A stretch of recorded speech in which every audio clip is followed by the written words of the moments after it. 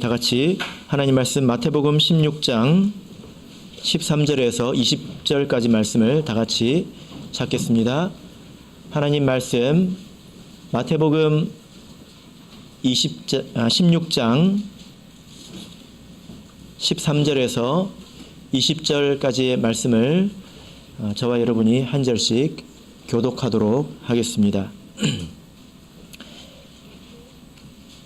13절 예수께서 가이사랴 빌립보 지방에 이르러 제자들에게 물어 가라사대 사람들이 인자를 누구라 하느냐.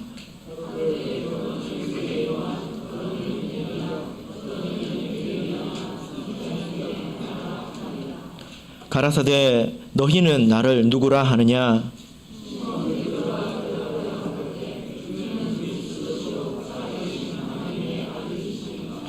예수께서 대답하여 가라사대 바요나 시몬아 내가 복이 있도다.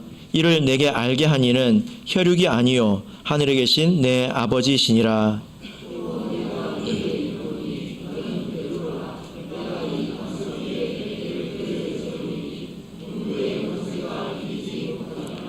내가 천국 열쇠를 내게 주리니 내가 땅에서 무엇이든지 매면 하늘에서도 매일 것이요 내가 땅에서 무엇이든지 풀면 하늘에서도 풀리리라 하시고 경계하사 자기가 그리스도인 것을 아무에게도 이르지 말라 하시니라. 아멘. 네, 오늘 이 시간은 여러분에게 교회는 무엇입니까? 라는 제목으로 하나님 말씀을 증거하겠습니다. 날씨가 점점 추워지고 있죠. 가을인가 했더니 어느새 겨울이 왔습니다. 추운 날씨에 우리 모든 성도님들 건강하시고 그리고 하나님 안에서 항상 평안하시기를 바랍니다. 제가 청년 때에 교회를 열심히 다녔는데요. 그때 뭔가 부족하다라는 것을 제 마음속에 항상 느꼈습니다. 이것이 전부인가? 무엇이 부족할까? 이런 생각을 제가 했습니다. 사람마다 그런 면이 있겠죠. 그런데 제가 몰랐던 것 그리고 이것이 정말 중요하다는 것을 몰랐던 것이 있었는데 신앙생활은 하나님께 묻고 그리고 하나님께 답을 듣고 또 그 힘으로 살아가고 그 말씀에 순종하는 것이다. 이것이 매일매일의 삶에서 반복되는 것 이것이 신앙생활이다. 이런 걸 제가 잘 몰랐습니다. 이것이 참으로 중요한 것이죠. 성경을 보면 사울은 하나님께 버림을 받았고 다윗은 하나님께 택함을 받았습니다. 그 이유가 무엇일까요? 여러 가지로 말할 수 있겠지만 역대상 10장 14절을 보면 사울에 대해서 이렇게 말씀하고 있습니다. 여호와께 묻지 아니하였으므로 여호와께서 저를 죽이시고 그 나라를 이새의 아들 다윗에게 돌리셨더라. 성경을 보면 이 다윗은 하나님께 항상 묻는 사람이었습니다. 그러나 사울은 하나님께 묻지 않는 그런 사람이었다라는 거죠. 그래서 하나님께 우리가 묻는 것이 아주 중요하다는 것입니다. 왜 하나님께 묻는 것이 중요할까요? 하나님께 묻는다는 것은 곧 하나님을 의지한다는 것이지 않겠습니까? 하나님께 기대고 하나님께 의지한다는 그런 뜻이기 때문에 아주 중요합니다. 그래서 우리가 하나님께 물을 줄 알아야 되고 내가 물었기 때문에 당연히 들을 줄 알아야 되고 그리고 그것을 내가 순종할 줄도 알아야 한다는 것입니다. 여기에 우리 신앙의 감각이 좀 필요한데요. 왜냐하면은 하나님께서 어떤 그 음성으로 내 귀에 답을 들려주시는 것이 아니기 때문에 그리고 사람마다 응답해 주시는 것들이 또 그때마다 다르기 때문에 우리에게 좀 감각이 필요하다는 것입니다.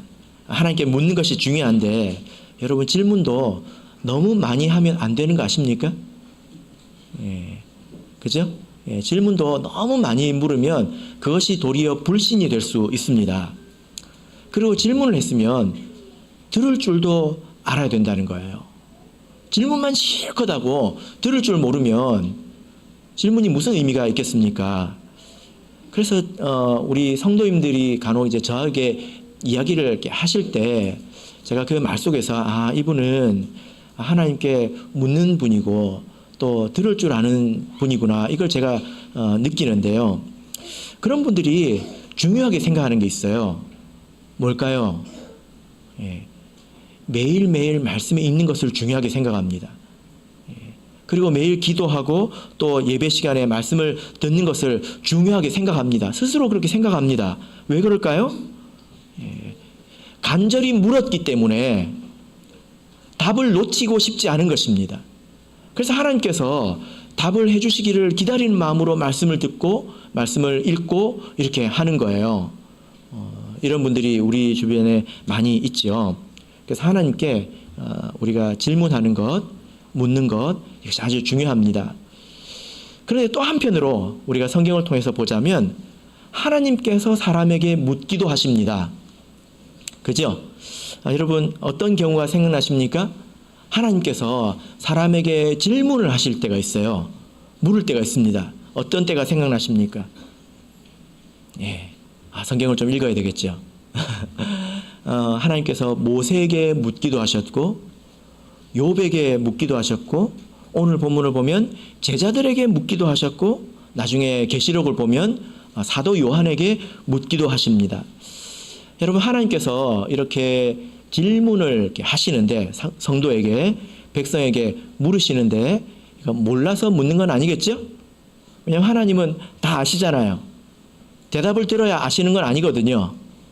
그럼 하나님께서 왜 물으실까요?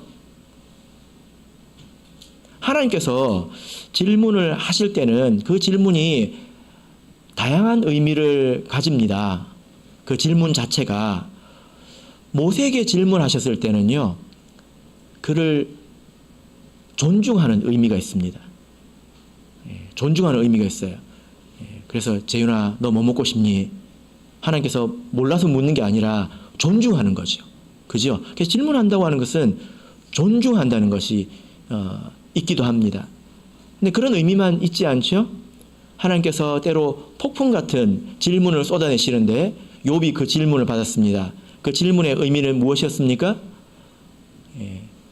책망이죠. 너는 이것도 모르면서 왜 이렇게 아는 척을 많이 하느냐? 넌 이거 아냐? 이거 아냐? 이거 아냐? 라고 질문을 하지 않습니까? 이것은 책망하는 의미입니다. 그래서 우리가 성경을 보면 하나님께서 자기 백성들에게 질문을 많이 하시는구나, 이것을 우리가 곰곰이 볼 필요가 있는데 그 모든 질문에 우리가 다 답을 해야 되는 것은 아닙니다. 그러니까 성경을 보면 그렇습니다. 때로는 그 질문을 받고 우는 경우도 있죠. 자, 우리 요한계시록 5장을 보겠습니다. 요한계시록 5장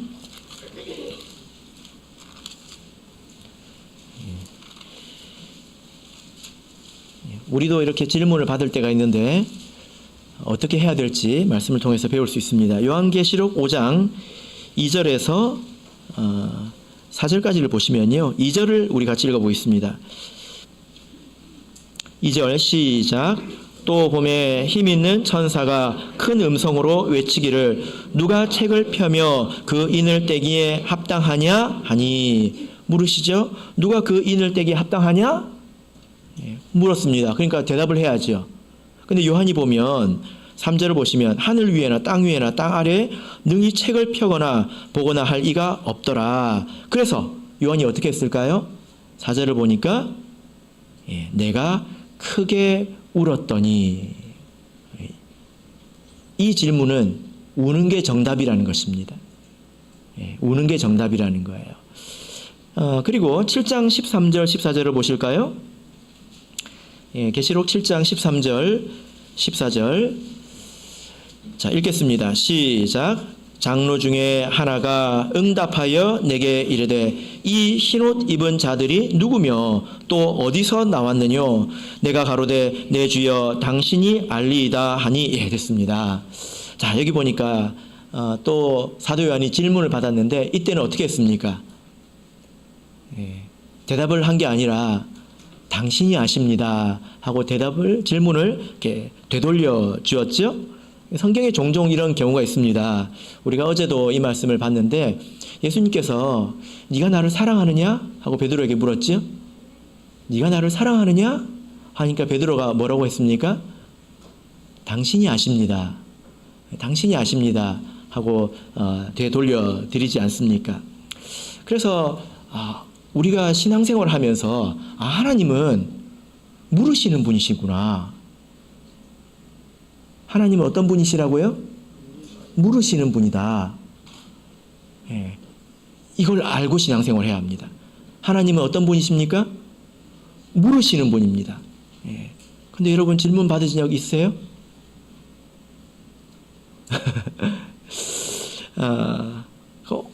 이제 우리가 본문으로 돌아가겠습니다. 오늘 본문에서 예수님께서 제자들에게 질문을 하시죠. 그죠? 근데 이 질문은 우리가 꼭 대답해야 되는 질문입니다. 자, 우리 13절을 읽겠습니다. 마태복음 16장 13절. 마태복음 16장 13절. 자, 우리 같이 읽겠습니다. 시작. 예수께서 가이사랴 빌립보 지방에 이르러 제자들에게 물어 가라사대 사람들이 인자를 누구라 하느냐. 예수님께서 질문을 하고 계십니다. 자, 지금 예수님께서 제자들과 가이사랴 빌립보에 가셨는데요.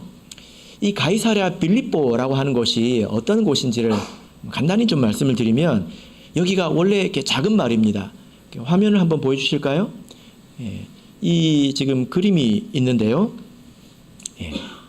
이 작은 마을이었습니다. 그런데 이 이스라엘에 왕이 있잖아요. 헤롯 왕. 그리고 그 나라를 조각조각 내서 그 또 다스리는 작은 왕이 있었는데 이 작은 왕을 분봉왕이라고 합니다. 그 분봉왕 중에 빌립이라는 사람이 있었어요. 그 사람이 이 작은 도시를 황제, 로마의 황제 가이사를 기념하는 마음으로 여기를 확장해서 다시 세웠습니다. 황제에게 드린다는 마음을 가지고 황제를 숭배하는 그런 마음이 있죠. 그래서 이곳은 대부분 이방인들이 사는 그런 곳입니다. 이 빌립보라는 곳에 가서 예수님께서 지금 제자들과 이야기를 나누고 계십니다. 자, 여러분, 예수님께서 이곳에 왜 가셨을까? 여러분 좀 생각을 해볼 만한데요. 왜냐하면 이게 참 이상하거든요. 의문입니다. 왜냐하면 지금 그 화면을 보시면 지도가 잘 보이십니까? 좀 흐릿하게 보이실 수도 있겠다는 생각이 드는데요. 제가 설명을 드릴게요. 마태복음 이 내용을 가지고 앞뒤를 보시면 예수님께서 어디로 갔다가 돌아오는 길입니다. 그래서 그 빨간 선이 보이십니까? 예수님께서 갈릴리에서 출발해서 저 위쪽에 시돈이라고 하는 곳에 가셨습니다. 빨간 선을 통해서 이렇게 가신 경로입니다. 그런데 돌아오실 때는 초록색 선이 보이십니까? 그리고 빨간 점이 보이죠? 그리고 보라색 선이 보이십니까? 돌아올 때는 훨씬 먼 길로 이렇게 돌아오셨습니다. 예수님께서 왜 이렇게 먼 길로 돌아오셨을까?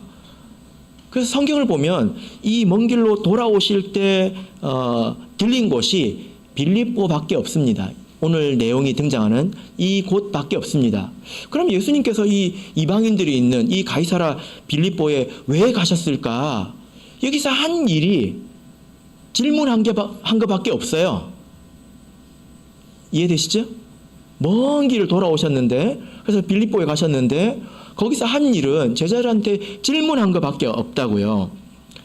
그러니까 예수님께서 왜 이런 일을 행하셨는가? 성경을 놓고만 보자면 예수님께서는 질문하러 가신 것입니다. 질문하러. 예수님에게 이렇게 질문하는 것은 되게 중요한 일이었다는 것입니다. 이 질문을 하는 것이 그리고 제자들에게 대답을 듣기 위해서 이곳에 가신 것입니다. 네, 됐습니다. 자, 우리 사랑하는 성도 여러분, 여러분께서는 신앙생활을 하시면서 하나님께서 나에게 지금 묻고 계신다, 질문하신다, 그런 적이 있으십니까? 근데 하나님은 질문하시는 분이십니다. 질문하신 적이 있다면 하나님은 여러분들에게 무엇을 물으시던가요? 우리가 오늘 말씀을 잘 보면 제자들에게 한 질문을 우리에게도 하신다는 것을 우리가 알 수 있습니다. 그래서 이 질문은 100% 재출제되는 기출 문제이죠. 기출 문제입니다. 그래서 이 답을 잘 익히면 우리가 잘 대답할 수 있습니다. 어떤 의미인지 같이 보겠습니다. 자, 우리가 본문으로 돌아가서 마태복음 16장 13절을 읽었죠. 자, 우리 14절,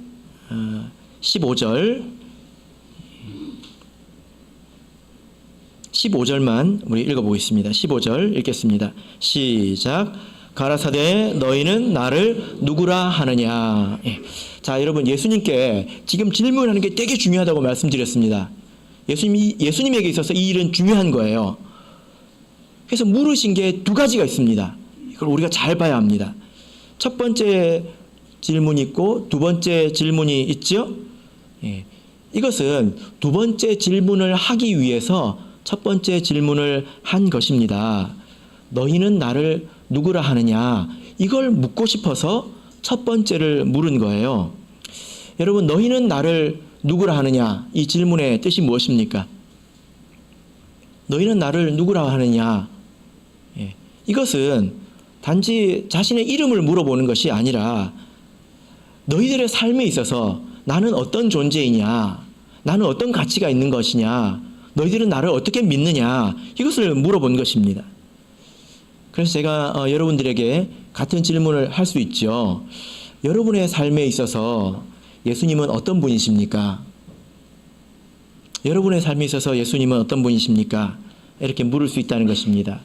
여기에 대한 대답을 신앙 고백이라고도 우리가 표현하기도 합니다.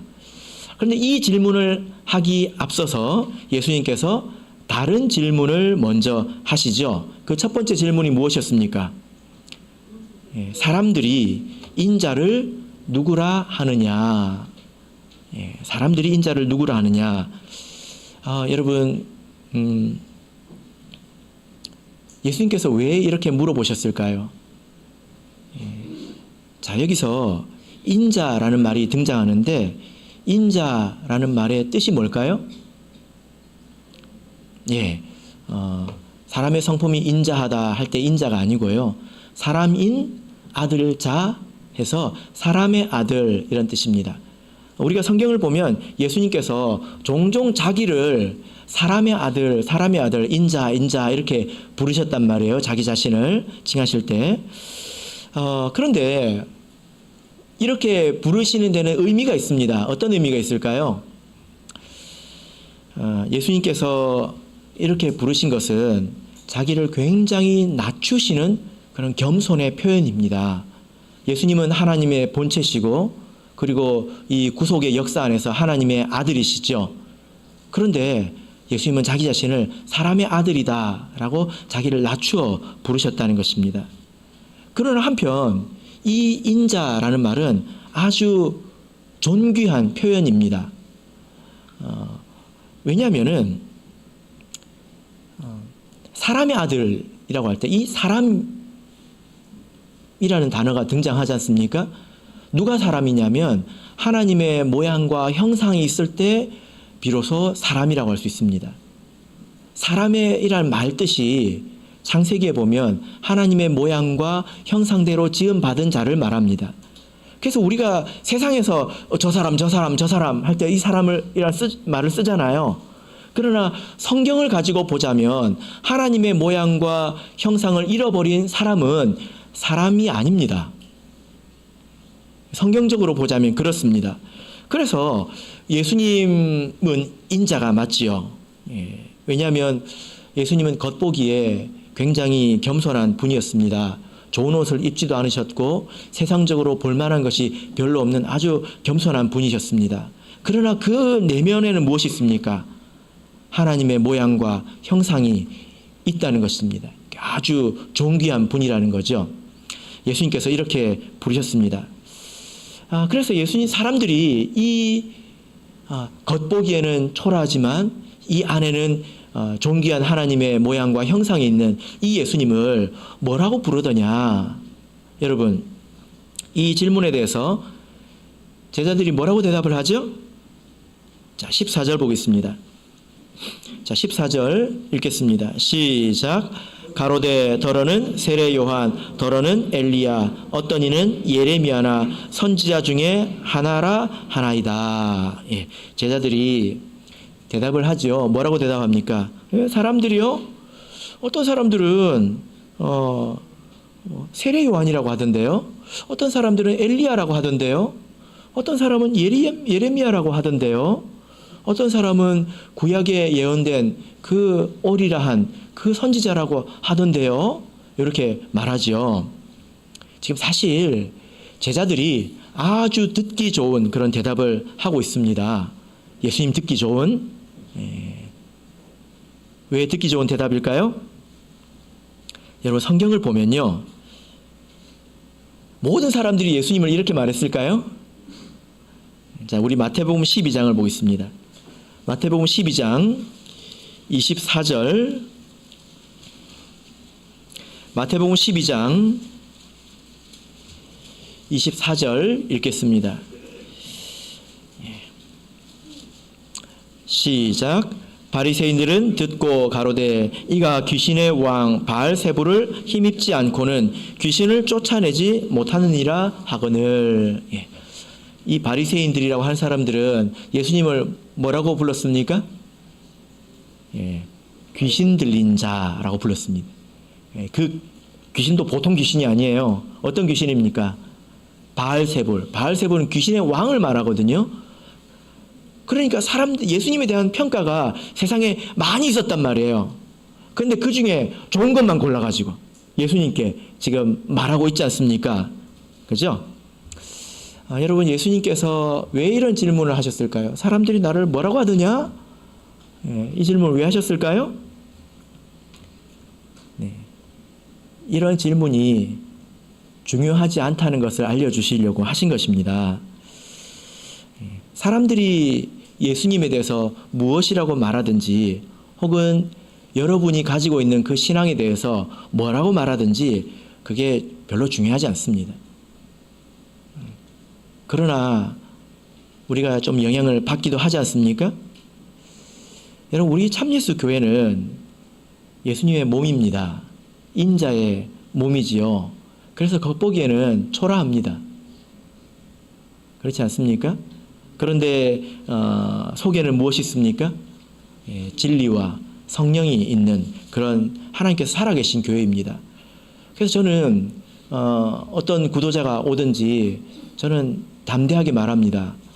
이곳은 하나님께서 살아계신 교회입니다. 이렇게 제가 말합니다. 말도 함부로 하지 말고 행동도 함부로 하지 말라는 거지요. 그죠? 예. 여러분, 사람들이 이 참 예수교회에 대해서 뭐라고 말하던가요? 칭찬하는 말도 많이 듣습니다. 우리 교회에 대해서 이제 칭찬하는 말도 많이 듣습니다. 뭐라고 칭찬을 할까요? 제가 많이 듣는 게 뭔지 아십니까? 뭐냐면은 우리 교회는 목회자가 순환한다는 거예요. 그래서 한 사람이 교회를 독점하지 않고 그리고 교회를 소유하지 않고 재정적으로 투명하다, 이런 이야기를 이렇게 많이 듣습니다. 다른 교회는 그렇지 않은 교회들이 많다 보니까 아마 이렇게 좋게 말해주는 것 같습니다. 그런데 사실 이건 좋게 말하는 거죠. 안 좋게 말하는 그런 비난하는 말도 많이 있지 않습니까? 뭐 2단이다, 뭐 3단이다, 그리고 또 작다, 초라하다, 그런 말을 많이 합니다. 근데 뭐 생각해 보면 외적으로 이렇게 평가하는 것들은 뭐 맞는 것 같습니다. 비교를 해보자면 제가 거울을 하루에 한 번씩 보는데요. 면도를 할 때마다 봅니다. 어쩔 수 없이 봅니다. 볼 수밖에 없잖아요. 그래서 제가 면도를 할 때마다 우리 성도님들께서 목자를 보고 교회를 오시진 않겠다. 이런 생각을 제가 하거든요. 근데 이런 대답과 평가는 중요하지 않습니다. 이런 말로 우리 자신을 자화자찬할 필요도 없습니다. 그렇잖아요. 그리고 그 말이 필요하지도 않고 충분하지도 않습니다. 지금 이 제자들이 하는 말이 무엇입니까? 예수님 보고 세례 요한이라고 하던데요. 엘리야라고 하던데요. 이 예수님을 잔뜩 띄우려고 하는 말이지 않습니까? 바알세불은 왜 빼요? 그럼 자기가 바알세불 들린 사람을 따르는 게 되니까 별로 기분이 안 좋거든요. 좋은 말만 하고 싶은 거예요. 그렇게 해서 자기를 높이는 것이 필요합니까? 그것이 온전합니까? 그런 말로 예수님을 판단하고 평가하고 그런 말로 우리 교회를 소개하는 것이 적절하냐 이 말이죠. 중요하지 않다는 것입니다. 무엇이 중요합니까? 예수님께서 두 번째 물으시죠. 이 질문이 진짜라는 것입니다. 이 질문이 무엇입니까? 너희는 나를 누구라 하느냐? 예수님께서 물으셨습니다. 여러분 이때 울거나 요한처럼 크게 울거나 혹은 주께서 하십니다 하고 질문을 돌려주거나 그러면 될까요? 너희는 나를 누구라 하느냐 했는데 앉아서 막 울어요. 주께서 하십니다 이렇게 말하면 될까요? 대답해야 되는 질문이 있습니다. 울어야 하는 질문이 있습니다. 울면 안 되는 질문도 있습니다. 베드로가 이때 뭐라고 대답합니까? 16절 보겠습니다. 베드로가 뭐라고 대답을 하죠? 자, 16절 읽겠습니다. 시작. 시몬 베드로가 대답하여 가로되 주는 그리스도시요 살아계신 하나님의 아들이시니이다. 주는 그리스도시요 살아계신 하나님의 아들입니다. 이렇게 대답을 했습니다. 여러분 예수님께서 이렇게 하나님께서 보내신 유일한 구세주인 것을 믿으십니까? 네, 당연히 아멘을 하셔야죠. 크게 아멘을 하셔야죠. 자, 이제 이 질문에 대한 답을 우리가 배웠으니까 이제 우리가 외워서 대답을 하면 되겠습니다. 아주 답이 간단하지 않습니까? 그래서 우리 아동부들부터 한번 해보겠습니다. 예수님께서 이렇게 물으실 때 아동부 손 들어보세요. 아동부 어디 갔어요? 유연이 왜 손 안 들어? 번쩍 들어야지. 높이. 자, 우리 유연이 중심으로 아동부들이 대답을 해보도록 하겠습니다. 너희는 나를 누구라 하느냐? 시작. 주는 그리스도시요 살아계신 하나님의 아들입니다. 시작.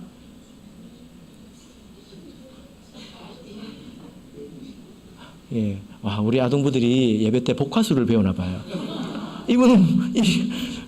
입은 안 움직이는데 어디선가 막 소리가 막 들립니다.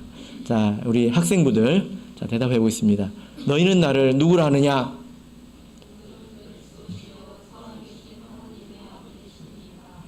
이게 교육의 힘이지요. 이런 아이들이 이렇게 됩니다. 제가 갈래반을 한번 해보려고 했는데 용기가 없어서 잘하실 수 있습니까?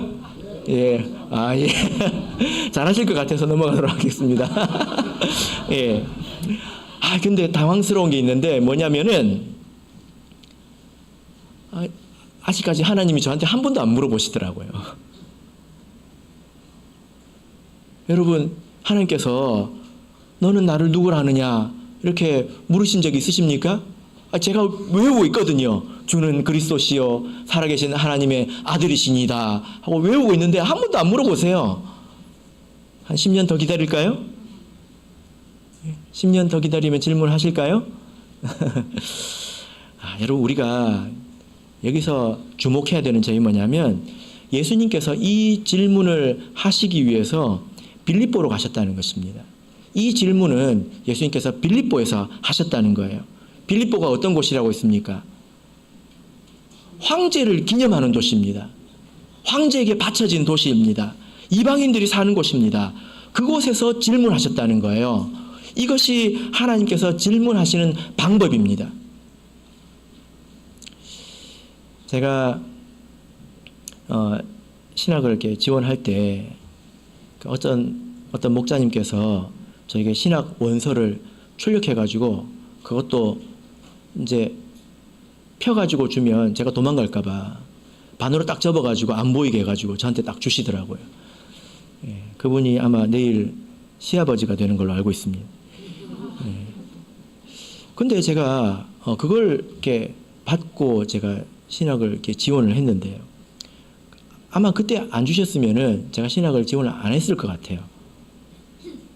그러지 싶습니다. 뭐 다 역사를 가정할 수는 없지만, 예. 그러면 그거 줬다고 신학하냐? 예. 그게 아니라 저는 그때 하나님이 묻는 것 같았어요. 저한테 하나님이 묻는다고 생각이 들었습니다. 너 어떻게 살래? 하고 물으시는 것 같았습니다. 왜냐하면 제가 그동안에 하나님께 드려왔던 많은 기도들이 있지 않습니까? 하나님께 말해왔던 것들이 있잖아요. 그리고 그 어간에 저의 삶에서 일어났던 그런 많은 일들, 그런 절묘한 타이밍에 이것이 내 손에 들려졌기 때문에 하나님께서 묻는 것 같았습니다. 그래서 너는 어떻게 살 건데? 앞으로 어떻게 살 거니? 라고 물으시는 것 같다고 제가 생각이 들었습니다. 그래서 제가 그것을 받아서 한 것이 아니라 하나님께서 물으신다고 생각이 됐기 때문에 제가 신학을 하고 지금 이 자리에 있는 거죠. 우리 사랑하는 성도 여러분, 이 질문에 대한 대답은 우리가 앵무새처럼 외워서 대답할 수 있는 것이 아닙니다. 예수님께서는 이것을 빌립보에서 하셨습니다. 그래서 우리 삶에서, 우리 인생에서 내 삶으로, 나의 하나하나의 선택으로 이 질문에 대해서 대답을 하는 것이지 입으로 대답을 하는 것이 아니라는 것입니다. 우리 삶은 사실 다 이방인들에 둘러싸여 있지 않습니까? 우리는 이 마귀가 권세를 잡고 있는 이 세상 안에서 살고 있지 않습니까? 많은 압박을 받으면서 살아가고 있지 않습니까? 순간순간의 갈등과 고민 속에서 살아가고 있지 않습니까? 그 안에서 하나님이 나의 주인이시다라는 것을 선택으로 고백하는 것입니다. 삶으로 말하는 것입니다. 하나님께서 보시기 때문에 내가 매사에 거짓말을 하지 않는 것, 하나님께서 주인 되시기 때문에 내가 안식일을 지키고 11조를 드리는 것, 예수님께서 나를 위해 피 흘려 죽으셨기 때문에 내가 그분을 섬기면서 사는 것, 이런 선택으로 내가 하나님 주는 나의 그리스도입니다. 나의 구원자이십니다. 당신 외에는 없습니다. 라고 말을 하는 것 아니겠습니까? 로마서 12장 1절을 보겠습니다. 로마서 12장 1절입니다.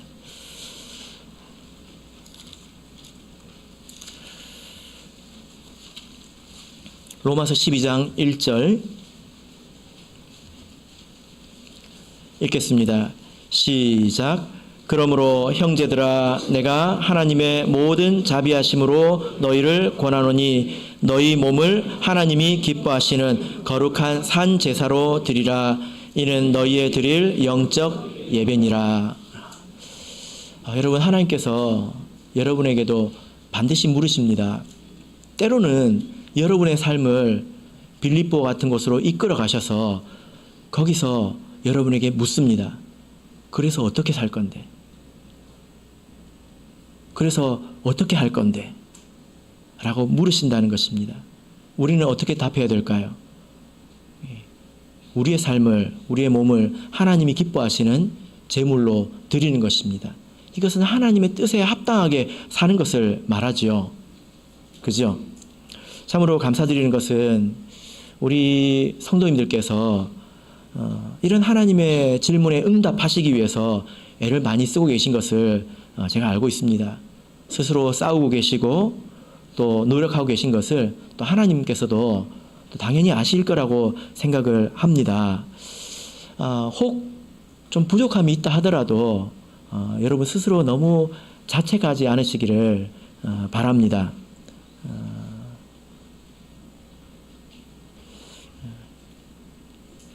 여러분께서 마음으로 그래도 주님은 나의 그리스도이시고 하나님밖에 없습니다 라는 믿음이 있다면 여러분의 삶도 그렇게 변해갈 것입니다. 하나님께서 그렇게 인도해 주시리라고 믿습니다. 다만 너무 고집 부리는 건 피하셔야 됩니다. 예수님께서 단식하시잖아요. 너무 고집 부리지는 마시길 바랍니다. 자, 본문으로 돌아가서 17절을 읽겠습니다. 17절입니다. 마태복음 16장 17절, 마태복음 16장 17절 읽겠습니다. 시작. 예수께서 대답하여 가라사대 바요나 시몬아 내가 복이 있도다. 이를 내게 알게 한 이는 혈육이 아니요 하늘에 계신 내 아버지시니라. 우리가 이렇게 하나님께 정말 귀한 것으로 응답을 했다 하더라도 사실 우리는 자랑할 것이 없습니다. 여러분께서 스스로 많이 부족하다고 생각하실 수 있지만 그래도 뒤돌아보면 세상 사람들과는 이미 많이 다르지 않습니까? 그러나 그것에 대해서 우리가 자랑할 것은 없다는 것입니다. 왜냐하면 이렇게 우리가 하나님께 응답할 수 있는 것도 사실 은혜예요. 그죠? 내가 하나님께 택함을 받아서 이곳에 있기 때문에 하나님의 기나긴 인내로 내가 배우고 익혀서 이렇게 답할 수 있기 때문에 이것도 은혜라는 것입니다. 만약에 내가 예수님을 믿지 않으면 여러분 어디 지금 계실 것 같습니까? 우리 지서병제 예수님을 안 믿었으면 지금 어디 있었을까요? 예? 자고 있었다고요? 예. 11시 43분인데 예, 자고 있었을 것 같다고 합니다. 허무하지 않습니까?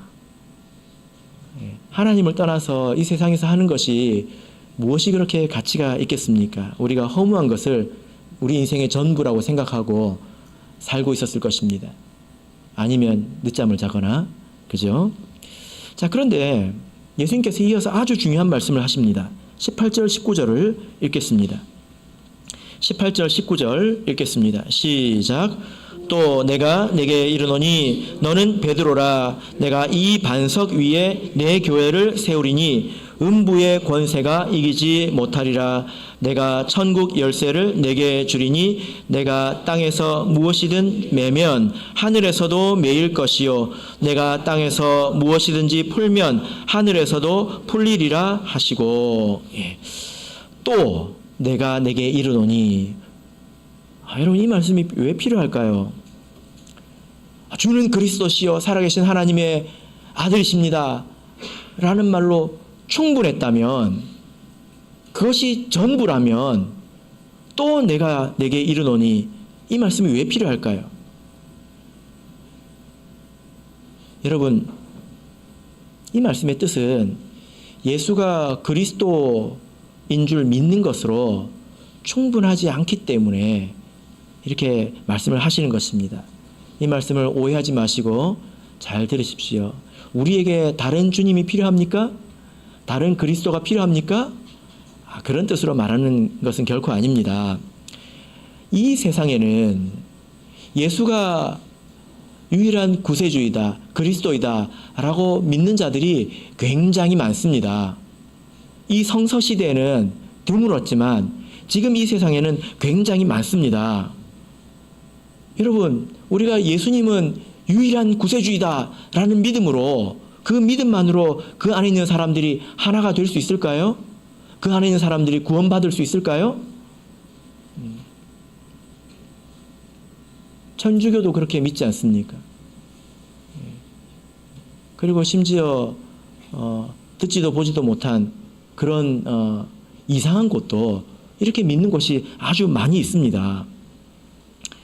그러면 무엇이 더 필요할까요? 그 해답이 바로 18절, 19절입니다.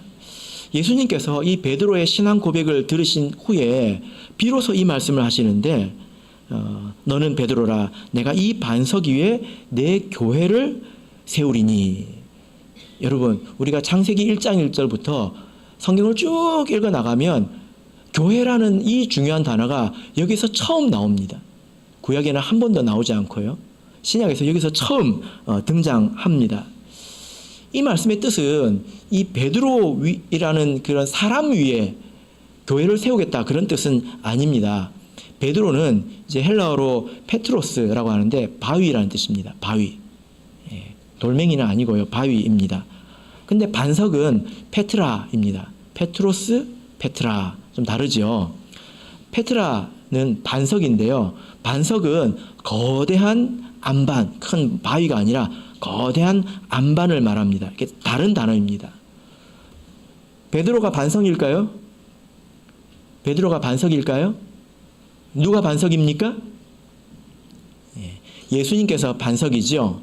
성경을 보면 예수님께서 십자가에서 죽으실 때 아주 커다란 일이 일어났는데 어떤 일이 일어났습니까?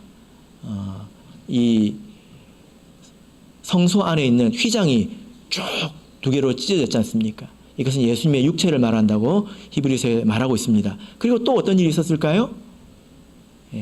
바위가 터졌습니다. 근데 그 바위가 터졌다고 우리 성경에 되어 있는데 원문을 보면 그게 반석이에요. 페트라입니다. 그때 큰 거대한 안반이 그 위에 집도 지을 수 있는 그런 큰 바위 덩어리가 쩍 하고 그냥 터졌다는 것입니다. 이것도 예수님께서 죽으셨다는 것을 의미하죠. 자, 고린도전서 10장 4절을 보겠습니다. 그래서 결단코 베드로 위에 교회가 세워진 것은 아닙니다. 고린도전서 10장 4절 보겠습니다. 고린도전서 10장 4절.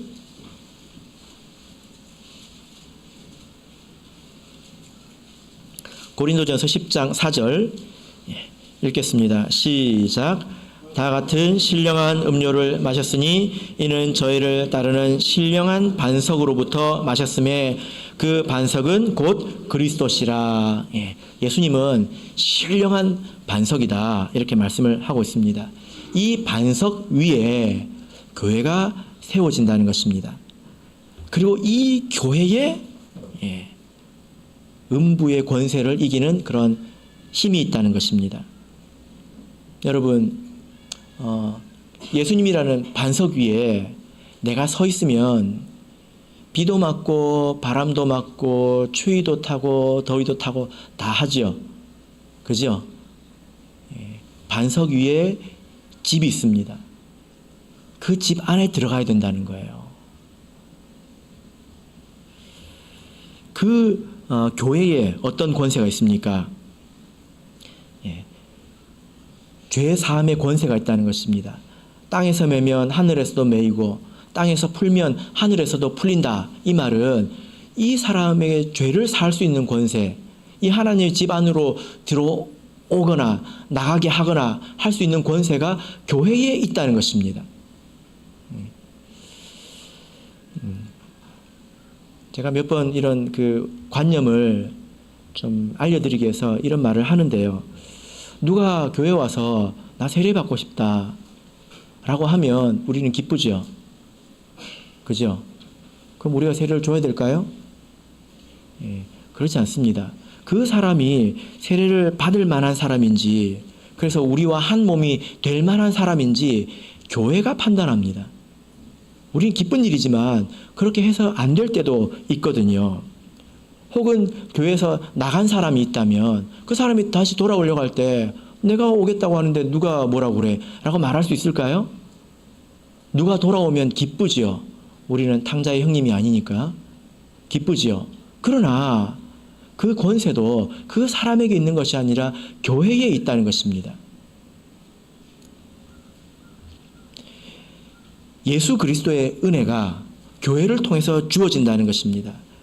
그래서 여러분, 나 혼자 믿겠다고 하는 사람은 사실 시험에 든 거예요. 제가 일본에서 이런 이야기를 들었는데 어떤 분이 교회에서 뭐 이런저런 상처를 받으신 것 같습니다. 근데 하나님을 믿어야 되니까 자기 혼자 집에서 신앙생활을 하는 것입니다. 11조도 딱 자기가 딱 모아서 집에서 그냥 신앙생활 하시는 거예요. 이것이 시험에 든 것이죠. 그죠? 우리가 이렇게 모여서 신앙생활하는 것은 혼자 하기 힘들어서 하는 게 아닙니다. 또 서로 나눠서 뭐 일도 맡고 하면 편리해서 그래서 모이는 것이 아닙니다.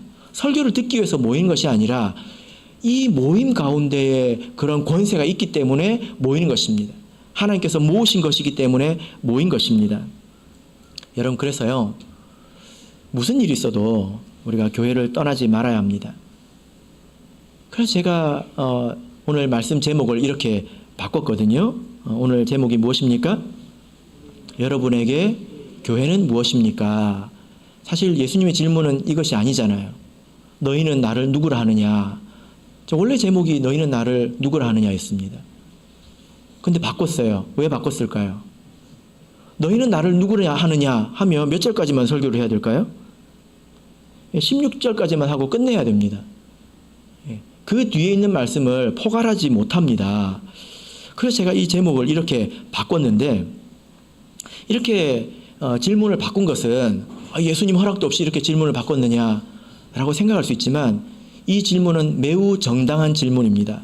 왜냐하면 이 교회는 예수 그리스도라는 반석 없이, 예수님에 대한 신앙 고백 없이, 믿음 없이 이 교회가 있을 수 없기 때문에 이 교회에 대해서 질문하는 것은 두 가지를 한꺼번에 물어보는 거예요. 그죠? 여러분, 예수님을 믿지 않고 예수님에 대한 신앙 고백 없이 교회에 와서 정상적으로 신앙생활 할 수 있습니까? 하나님 보고 신앙생활 할 수 있습니까? 불가능하잖아요. 그죠? 예수님을 내가 제대로 믿지 않으니까 교회 오기가 힘든 거예요. 그러나 예수님의 은혜는 교회를 통해서 주어집니다. 이 교회가 인자 예수의 몸입니다. 겉보기에는 초라해 보이고 볼품없어 보이고 저기 구석지에 있는 것 같아도 이 안에는 성령과 진리가 있습니다. 우리 성도님들께서 부끄러워하지 않으시길 바랍니다. 그리고 이 교회를 부끄럽게 하지도 마시기를 바랍니다. 저는 우리 교회 성도님들께서 이 믿음을 상당히 가지고 계신다고 믿습니다. 교회에서 이런저런 수고를 하시는 많은 분들이 저를 보고 헌신하실까요? 오늘 애찬을 준비해 주신 분들께서 저를 위해서 수고하신 것일까요? 만약에 그렇게 이야기한다면 그분들에 대한 모욕이 아닐까, 저는 그렇게 생각을 합니다. 여러분들을 보고 희생하신 걸까요? 예수님을 믿기 때문에 한 것이지 않습니까? 예수님을 섬기기 때문에 이 교회를 섬긴 것 아니겠습니까? 저는 틀림없이 그렇게 믿습니다. 그래서 예수님을 믿고 예수님께 헌신하는 것은 교회 안에서 희생하고 헌신하는 것을 이야기합니다. 이 교회가 없다면 우리가 예수님을 믿는다 하더라도 반석 위에서 비와 바람을 맞는 꼴이 되는 것입니다. 예수님께서 내 집을 짓겠다, 내 교회를 짓겠다 하셨습니다. 이 교회 안에서 평안함을 누리시길 바랍니다. 그래서 여러분에게 마지막으로 질문해 보겠습니다. 여러분의 삶에 있어서 이 교회는 어떤 의미가 있습니까? 이 질문에 대해서 여러분 삶으로 응답하시기를 진심으로 바랍니다. 우리 다 같이 찬송하겠습니다.